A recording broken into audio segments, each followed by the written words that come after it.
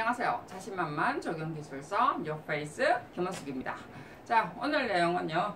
29강 계획론 인문사회 하면서요. 저번에 서유구 인문 16지 대표 수정과 배식 방법에 대해서 잠깐 설명을 했고요. 오늘은 강의안의 양화수록, 화암수록하고 그 다음에 홍만선의 산림경제에 표현된 수종과 수식재 기법에 관한 내용들 가지고 설명을 하도록 하겠습니다. 저번 시간에 이야기했던 것처럼 서유구의 인문 16지 대표 수종 선정과 배식 방법 제가 조금 더 정리를 한번 해봤어요. 그래서 서유구의 인문 16지 안에는요, 식물 생태 특성의 어떤 속설을 구분을 했고요. 그 다음에 한자 형태로 따라서 구분을 해서 우리가 하지 마라, 하라 라고 설명을 했다고 했죠. 그래서 식물 생태별 우리가 속설에 보면 그 내용을 한번 보셔서 알겠죠? 여름나무, 살구, 복숭아나무, 파초에 관한 내용들이 있었고요.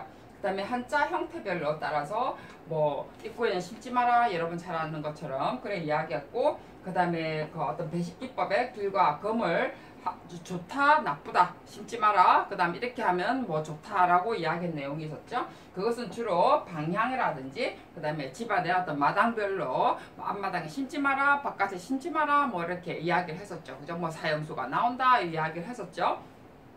그래서 집안 마당별로 구분을 하면서 이쪽에 심어라, 그 다음에 뒤쪽에 심어라, 서쪽에 심어라, 동쪽에 심어라 이렇게 이야기를 했죠. 그 다음에 또 하지 마라도 있었죠.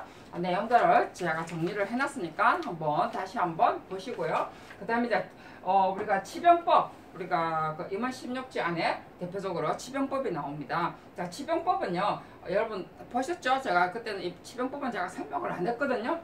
그래서 그 치병법은요, 우리가 이은지의 관병법 안에 우리가 치병에 관해서 내용이 나옵니다. 치병의 용도는요, 가림용으로 나와요. 정말해서 뭔가를 앞에 가리기 위해서. 그래서 우리가 가림용으로 나오면 무슨 소리예요? 앞에 뭔가 확 보이는 곳, 트여 있다라든지 이런 곳에 가리게 되겠죠. 제 방도 지금 입구하고 제 침실하고 가리기 위해서 우리가 가리개를 쓰는 거하고 똑같겠죠. 나무를 심을 수가 없으니까, 실내니까. 그래서 밖에는 아무래도 대문이나 현문 쪽에 뭔가 딱 눈에 밖에 들어왔을 때 바로 눈에 보이는 것을 막기 위해서, 정말해서 뭔가 보완을 할 시선의 어떤 차단의 방법이겠죠. 그죠? 그러면서 우리가 용도는 아까처럼 가림용이고요. 주로 대문이나 현문에 쓴다라고 그랬어요. 자, 그래서 조성하는 방법, 그리고 조성하는 방법뿐만 아니라 조성하는 방법은 치병이죠. 그죠? 아무래도 털어 올리는 거죠. 뭔가를 말아서 털어 올리는 방법인데, 우리가 수종을 보면 대나무를 엮는다든지 등나무를 엮는다든지, 그래서 그 다음에 꼬리 버들나무를 엮는 방법입니다. 자, 내용들은 여러분들이 정말 대나무 같은 경우는 어린 나무를 가질 것 가지고 어쩌고 저쩌고 해서 몇 척짜리를 해서 어떻게 털어서 올린다 짜고 저짜고 나와 있죠. 물론 이제 화분에 심는 방법이 있고요. 그 다음에 이제 바로 그 심는 방법이 있습니다. 자, 그래서 책에 나와 있으니까 여러분이 한번 보시고요. 자, 오늘은요, 여러분이 그 강의 안에 그 화암수록, 강의 안에 어떤 양화수록과 화암수록의 내용이 실려있는 내용들입니다. 항상 이야기지만 우리가 전통 수종 이야기할 때는 조선시대의 그 문헌에 기록되어 있는 수종을 선정하는 것이 바람직하다라고 그랬죠. 그거를 기준으로 해서 여러분이 하시는 것이 맞고, 그 다음에 어느 위치에 어떤 나무를 사용을 했고 어떤 보완의 기법을 사용을 했다 이런 것은 어떤 공간의 맥락이라든지 공간의 기회 보완이냐 이런 것을 기준으로 해서 여러분이 어떤 동양의 어떤 적용을 이해를 하고 설계를 할 때 여러분들이 하셔야 된다는 거죠. 그래서 마음대로 여러분들이 한다는 게 아니라는 거죠. 그래서 이제 이런 맥락으로 제가 지금 정리를 해서 설명을 드리는 거예요. 그리고 한국의 어떤 명성을 볼 때 별서든 주택이든 그 다음에 어떤 사찰이든 이런 것을 볼 때도 그런 맥락을 가지고 여러분들이 내용을 이해를 하셔야 됩니다. 그래서 아무렇게나 생각나는 대로 또는 인터넷 내용대로 여러분들이 맞네? 이래서 여러분이 이해하는 것과 어떤 내용들하고는 조금 다른 부분들이 꽤나 있어요. 생각보다.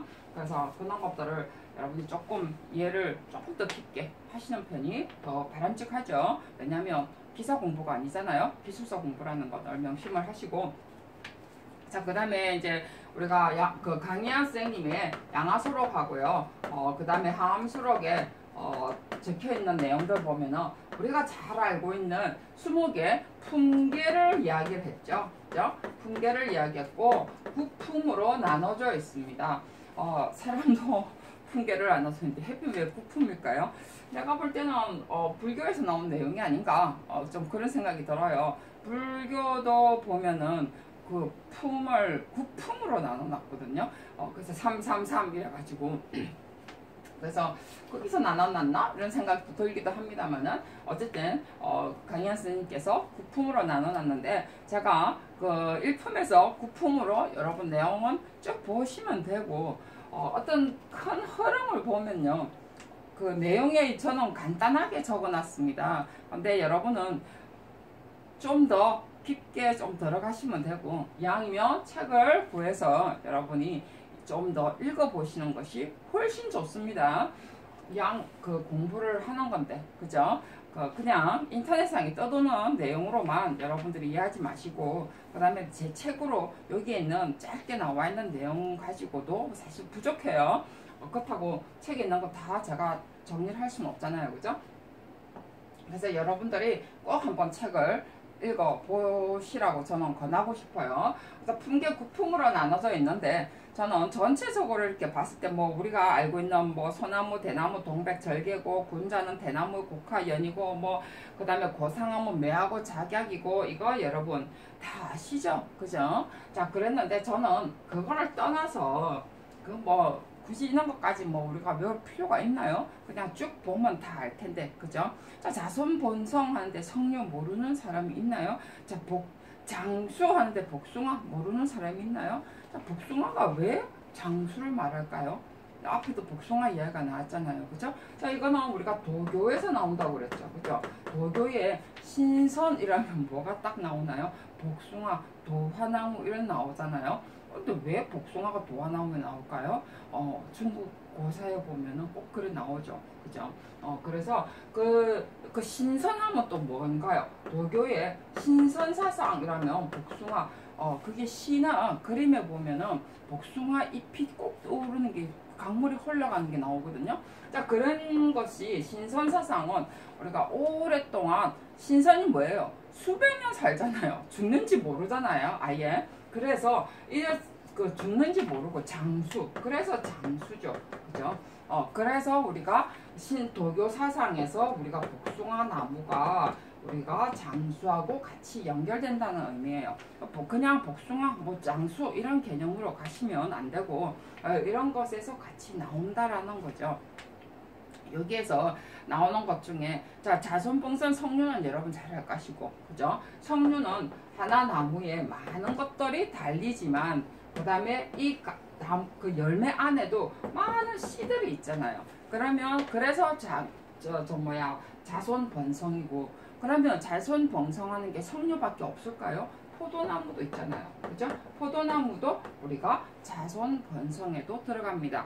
그렇기 때문에 자, 이런 의미로 봤을 때 꼭 우리가 이런 나무만 있다라고만 생각을 하면 안 되겠죠? 그죠? 자, 그래서 여기에 지금 파초 나오는 게 나왔죠. 팔품으로 들어갑니다. 그죠? 여기에 뭐 여러 가지 저는 우리가 좀 귀에 익은 나무들만 쭉 적어놨거든요. 훨씬 더 많은 종류가 나옵니다. 그래서 그리고 좀 지금은 또 다르게 해석되는 나무들도 있기 때문에 우리가 그냥 귀에 익은 정도만 제가 적었고요. 여기서 쭉 보면요, 우리가 강희안 선생님께서 품계를 나눌 때 가장 기본이 있어요. 물론 이제 여러분들이 이런 것을 조금 이해를 하고 조금 읽으면 조금 더 이해가 좀 더 쉽지 않겠나 싶어서 제 나름대로 어떤 생각한 부분인데요. 자, 일품의 개념을 보면요, 실제로 어떠한 자기 심적인 일품과 이품의 개념은 주로 우리가 마음에서 우러나 나오는, 그죠? 그래서 절개라든지 군자의 개념을 많이 넣었어요. 그래서 어떤 마음이라고 하나요? 굳은 심지, 이런 것이 우리가 1, 2품의 개념입니다. 그래서 주로 소나무나 사군자의 개념이 우리가 1, 2품으로 들어간다는 거죠. 자, 그래서 우리가 그래서 뭐 소나무, 대나무, 동백, 맞아.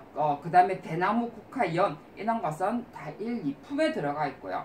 그 다음에 뭐 친구 하면서 매화, 작약 이런데 매화, 작약 이런 것도 뭐 친우라고 했는데, 어쨌든 1, 2품은 주로 우리가 자기 심적인 부분들 이런 계통이 1, 2품이고요. 그 다음에 3품으로 가면 갈수록 뭐로 나오냐면 그 다음에 친구의 개념에 우리가 개념이고, 정말해서 가장 마음이 제일 중심이더라 라는 개념입니다. 그 다음에 이제 우리가 그 다음에 가면은 뭔가요? 자, 건강이 중요할까요? 돈이 중요할까요? 우리나라는 돈이 안 중요할 것 같죠, 그죠? 건강이 더 중요할 것 같지만 그 다음에는 부예요. 부. 왜냐하면 자손으로 넘어가야 되기 때문에, 자, 그래서 부가 그 다음에 나옵니다. 자, 그 다음에 나오는 것이 건강이라든지 뭐 이런 것들이 나오겠죠.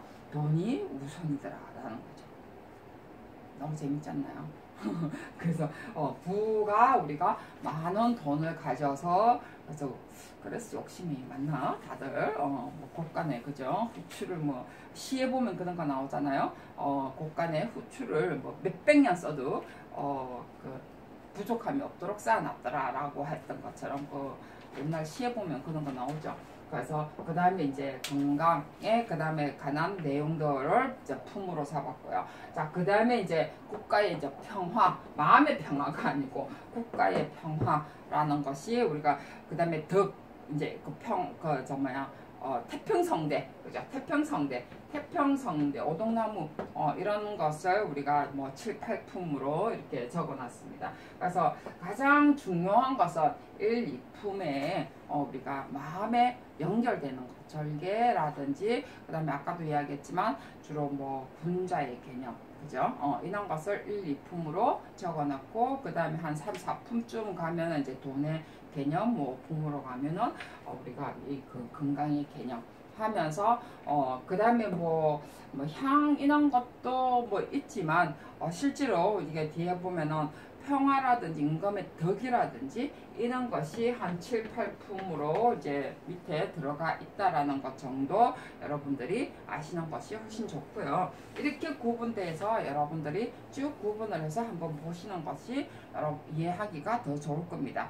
자, 홍만선의 살림경제 같은 경우는요, 주로 이제 그 적지적수에 관한 내용이었습니다. 주로 아까 여기에 임원 16지하고 거의 비슷한 부분이 나오는데요. 자, 지금 내용에 보면 뒤에 배치 원칙이라 가지고 쭉 적어놨어요.